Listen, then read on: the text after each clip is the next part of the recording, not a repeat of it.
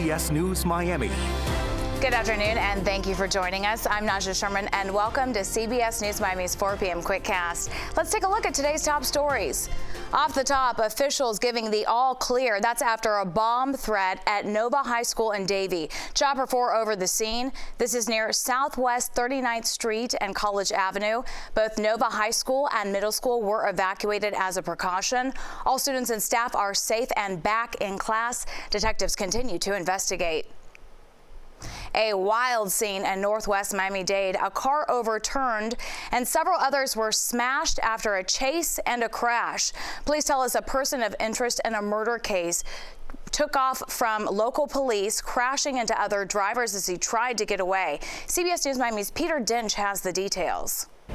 We are at Jackson Memorial Hospital, where a man who police say was wanted as a person of interest for a murder in Kentucky was airlifted. Miami-Dade police say they got an alert about this person, spotted his car, and a police pursuit followed. He crashed into a number of vehicles. We're going to hear from some family members who were inside those cars that were hit, as well as Miami-Dade police. We'll also have an update as well from police in Louisville, Kentucky. That story is coming up live at 5.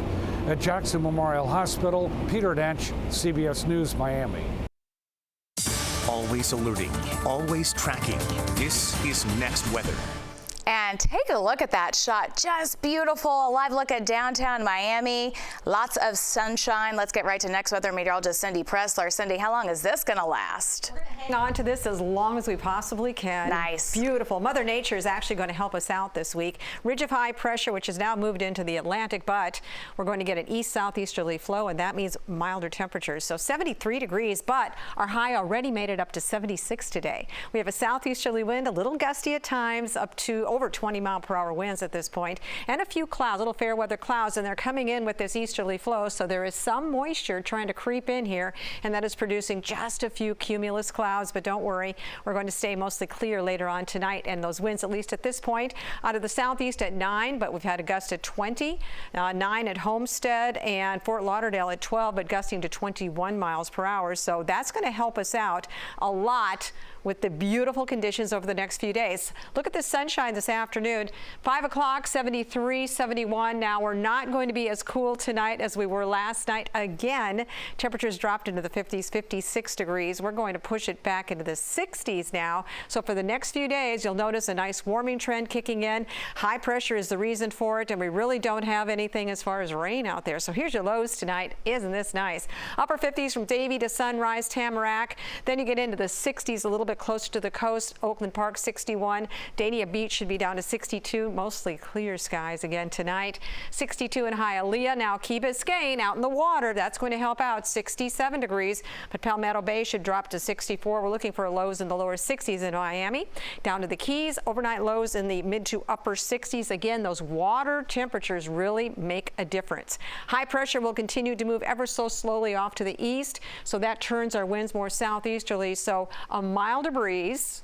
It'll be a little bit breezy as we head into the middle part of the week, and really not a lot of moisture out there to speak of, so we'll expect a lot of sunshine. Here comes a front, stalls. It sits over the central part of the state Friday into Saturday. It'll be breezy on the south side of it, and we're going to jump into the lower 80s, so that's going to help warm us up. Question is if this front will actually move through or if it will just stay there and wash out. At this point, we're going to keep at least a slight chance with some showers coming up this weekend, but look at these temperatures, above average for the next few days. Very nice forecast. 78 degrees tomorrow, so we continue to go up, but then we hit the 80s, and that's where we're going to stay through the weekend. Next chance for rain, only 20%, pops in on Sunday.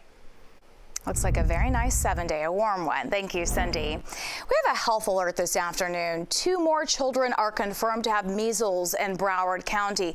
One of the kids is under the age of 5, the other between 5 and 9. CBS News Miami's Joan Murray has the report.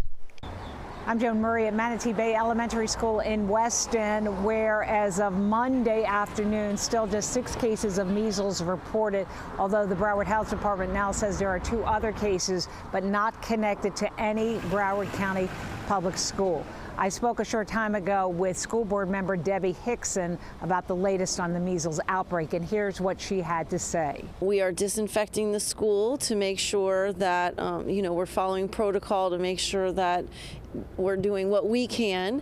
According to the State Department of Health, it's not an emergency, so we cannot declare an emergency on our own. So we're just taking it day by day and just making sure we are following through with what we can do. The Broward School District says 33 children here are not vaccinated against measles. Florida Surgeon General Dr. Joseph Ladapo said last week that he is leaving it up to parents on whether they want to send their children to school. That is against recommendations from the CDC, which says if you have been exposed to measles, you should stay home for 21 days. In Weston, Joan Murray, CBS News, Miami. Important information. Thank you, Joan. Former President Trump is appealing his $454 million New York civil fraud judgment. He is challenging a judge's findings that he lied about his wealth. The former president's legal team filed the appeal today. The appeal won't necessarily halt him having to pay the money. Trump has until late March to secure what's known as a stay, and that would pause the collection while he appeals. When we come back, the very latest on campaign 2024 live from Washington, D.C. Stay with us.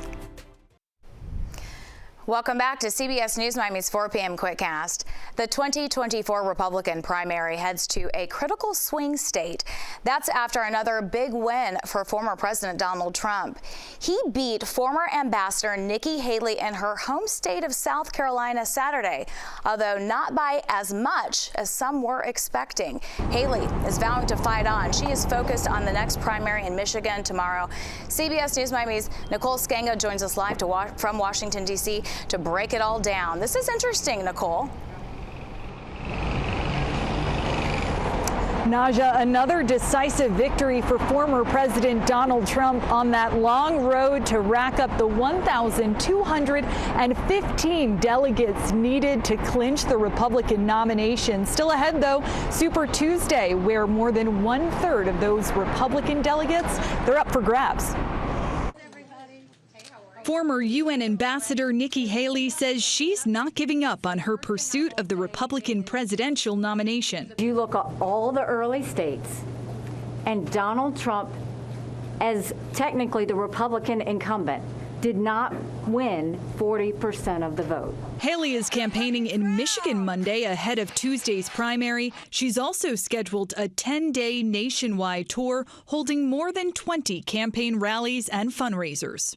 If Donald Trump is the candidate, Republicans will once again lose the election. We'll lose the swing states, we'll lose the House, we'll lose the Senate, and we won't take anything with us. Political experts say it's hard to envision a path forward for Haley to win the GOP nomination. Former President Donald Trump has won the majority of delegates up for grabs so far, and he's leading in the states that will soon be voting. He says he's already looking ahead to November for a rematch with President Biden. I just wish we could do it quicker.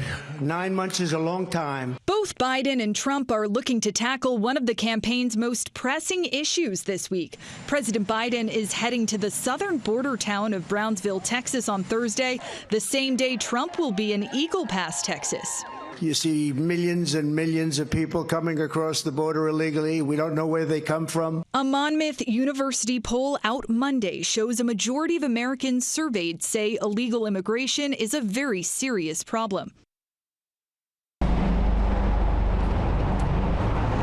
And another challenge for Haley moving forward is money. Fundraising enough to stay in this race. One of her biggest supporters, Americans for Prosperity Action, a policy network backed by the billionaire Koch brothers, announced yesterday they are no longer spending money on her presidential bid. In Washington, I'm Nicole Skanga. Naja, I'll send it back to you. All right, yeah, that's a tough loss for her campaign. Nicole, thank you. Credit card debt has surged. It is now to a new high of $1.1 trillion in the U.S. Lending Tree says the average unpaid credit card balance was more than $6,800 for the fourth quarter of 2023. While the debt numbers may seem high, economists say it's not the worst it's been after adjusting for inflation. The current level is nearly 20% below a peak, and that was reached in late 2008. Price you pay for checking a bag when flying United is now going up. The major airline is rising the cost of a first check bag from $35 to $40. The cost for a second bag is going to rise to $45. You could save about $5 if you prepay online. United's move comes just days after American raised its cost for checking a bag. We've got an update on a story that impacted a lot of people. AT&T is handing out a $5 credit after last week's massive outage. The credit is going to potentially impacted wireless customers. They were among the tens of thousands of customers who woke up unable to make or get calls or send or receive text messages. AT&T says the $5 credit is the average cost of a full day of service. The company says the outage was caused internally. It was not due to a cyber attack. We are following several stories for you this afternoon, so here's a look at what's coming up on CBS News Miami at 5. The Supreme Court is set to hear arguments that may lead to a change in the landscape of the internet as we know it. The Florida legislation at the center of it all ahead at 5. That's CBS News Miami's Quickcast. I'm Najahe Sherman. Stay tuned for more news right here on CBS News Miami, and hope you get out and enjoy this gorgeous day.